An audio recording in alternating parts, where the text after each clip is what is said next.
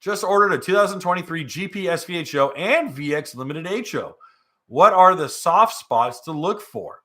Freshwater use only, no jumping, and with proper maintenance. Well, the VX Limited HO is grenade proof.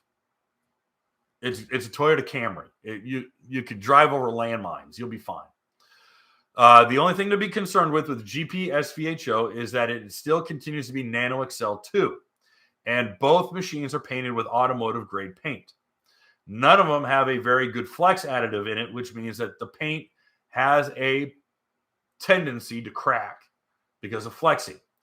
What I strongly recommend is that you be very cognizant of when you bring that ski up on both of them, really, up on the beach or up on sand, or even driving them up the bunks or a floating launch. All right. Just be careful because those rollers and bunks can scratch, can burn the paint on the bottom of your ski. So that's the only thing. I have talked to people who've done ceramic coating. I've talked to people who've done all sorts of different waxes and coats.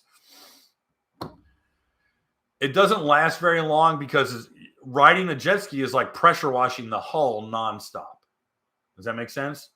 So you just got to be really careful about it. My recommendation for a permanent solution was having the hulls painted with clear coat with a flex additive. Most people don't want to go that far. That's a couple $1,000s on top of your skis. So that's up to you. Hey guys, thanks for hanging out. This clip was taken from our weekly podcast that we record here every Sunday night at 8 p.m. Eastern Standard Time. If you want to watch the whole video, you can go to the Watercraft Journal's YouTube channel, go to playlists, and then click on live sessions. You're going to see it there.